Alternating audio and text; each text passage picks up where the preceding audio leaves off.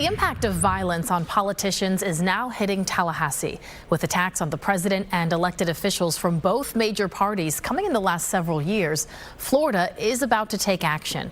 The State House passed a bill yesterday that would provide security to nominees for governor and lieutenant governor. Fox 13's Evan Axelbank joining us now in the studio with more on the impact of this, Evan. Well, Allie, the fact that it was unanimous might show how concerned members of both parties are for the security of the highest profile candidates. It shows how dangerous politics feels, with candidates for both parties saying the time is now to lower the temperature before someone else gets hurt. David Jolly is used to town halls, 200 of them this campaign season, but he'll never get used to this part. Even last night at an event, I wondered as somebody walked in the room, you're always just judging. Along with Orange County Mayor Jerry Demings, the former congressman is one of two candidates vying for the Democratic nomination for governor. Once that nominee is decided, if the State House has its way, that nominee will be followed by a protective detail, the way a sitting governor already is. Virtually all Floridians are committed to the peaceful practice of politics, and we're all grateful for that. But we also have to be concerned about those individuals who think that sometimes violence is an appropriate tool. Just this week, a suspect was killed at the president's home at Mar-a-Lago for pointing a gun at officers. President Trump had already been the victim of two other close calls.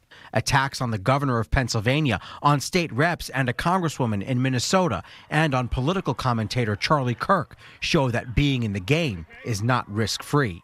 Political violence is an indictment of probably this chapter in American history. Paul Renner is running against Byron Donalds and Jay Collins to be the Republican nominee for governor. I love a good debate, and I love a good debate with a person on the opposite side. I'm a strong conservative, but I love to hear a strong progressive, and let's hash it out and do that civilly. Renner blames a lot of the overheated political climate on social media, which allows for the circulation of unfounded claims and for personal views to be amplified by an algorithm. You combine that with the struggles that people are having right now with a variety of different things, and that can lead to problems. The state Senate is considering a companion bill that would also give FDLE security to major party nominees for other cabinet offices, like Ag Commissioner, CFO, and Attorney General.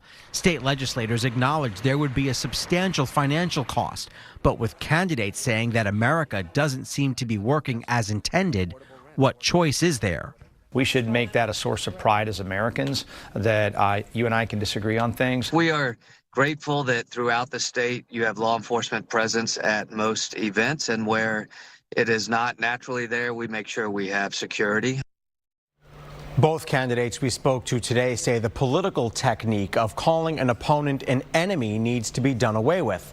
The House voted unanimously. The question remains on whether the full Senate will get a vote and if the two chambers can come to an agreement on whether security should be for the nominees for governor and lieutenant governor, or if it should be expanded to include the nominee of any cabinet office. Allie? Yeah, we've certainly gotten to a point where we have to consider it all. All right, Evan, thank you.